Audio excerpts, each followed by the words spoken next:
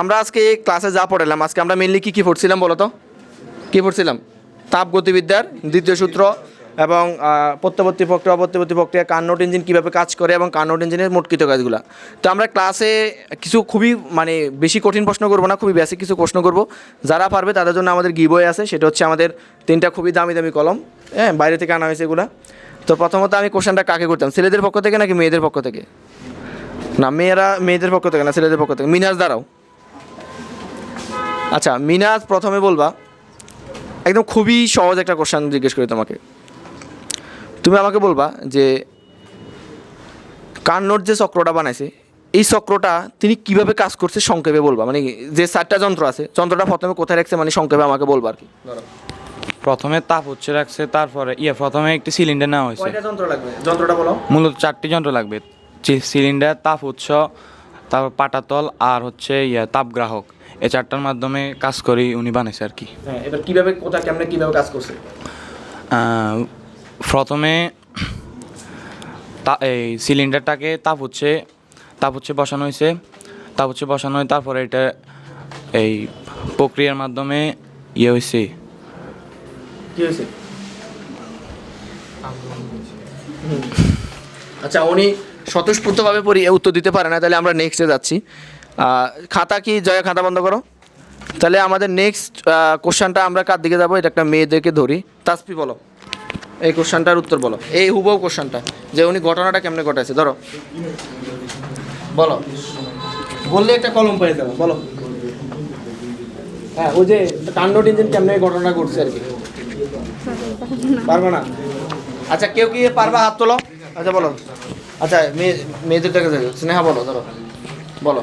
Sir Carnot ইঞ্জিনে প্রথমে 4টা মানে যন্ত্রপাতি নিছে। যন্ত্রপাতি বলো। সিলিন্ডার, তাপ উৎস, তারপর হচ্ছে অন্তরক আর হচ্ছে তাপগ্রাহক। অন্তরক না, তো পাটাতল।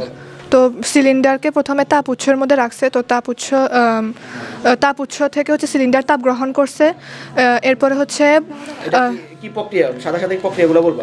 এটা হচ্ছে সমষ্ণ প্রক্রিয়া, সমষ্ণ প্রসারণ হয়েছে। তো প্রসারণ হওয়ার পরে ওই জিনিসটাকে মানে ওই সিলিন্ডারটাকে ওখান থেকে নিয়ে অন্তরকে রাখছে। অন্তরকে রাখার পরে ওখানে তাপের কোনো আদান প্রদান হয় নাই, তো ওইটা রুদ্ধতাপীয় প্রসারণ হয়েছে। তো এরপরে ওইখান থেকে আবার নিয়ে তাপ উৎসতে তাপগ্রাহকে রাখছে। তো তাপগ্রাহকে রাখার পরে ওইখান সিলিন্ডার থেকে তাপগ্রাহকটা তাপ শোষণ করছে। শোষণ করার পর তাপমাত্রার কোনো পরিবর্তন হয় নাই, কিন্তু তাপের আদান প্রদান হয়েছে। এই জন্য এটা হচ্ছে সমষ্ণ। গোলা ফেলছো, ওইটা কি তুমি যেটা বলছো এখন হচ্ছে সমষ্ণ সংকোচন। হ্যাঁ, তাপমাত্রার পরিবর্তন হয় নাই, তুমি বলছো তাপের। হ্যাঁ বলো, তারপর ওটা হচ্ছে সমষ্ণ সংকোচন। হ্যাঁ, এরপরে সিলিন্ডারটাকে আবার নিয়ে হচ্ছে অন্তরকে রাখছে। এরপরে এটা হচ্ছে রুদ্ধতাপীয় সংকোচন হয়েছে। হ্যাঁ, একটা হাততালি দাও, ছোট। ঠিক আছে, ধরো ডাইনাতে নিতে হবে। আচ্ছা আচ্ছা দাও, নেক্সট কোশ্চেন। আমাদের এখন 2টা কলম আছে, 3জন শেষ। হ্যাঁ, নেক্সট কোশ্চেনটা হচ্ছে এই মোনায়েম দাঁড়াও, মোনায়েম আমাকে বলবা, তাপগতিবিদ্যার প্রথম সূত্র যখন আমরা পড়াশোনা করছি, এখানে একটা কিছু দুর্বলতা ছিল।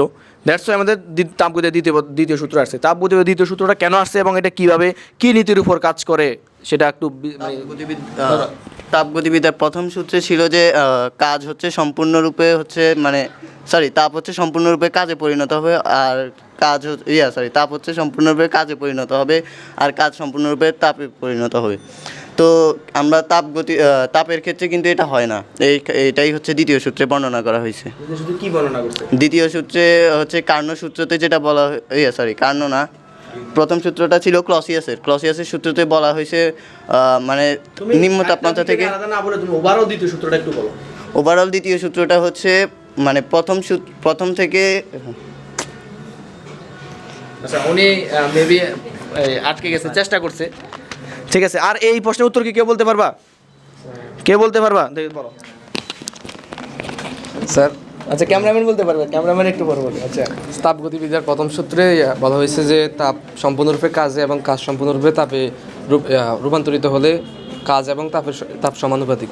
কিন্তু এখানে তাপ কোন বস্তু থেকে কোন বস্তুতে যাবে ওটা স্পেসিফিকভাবে বলা হয় না, কিন্তু দ্বিতীয় সূত্রতে এটা বলা হয়েছে।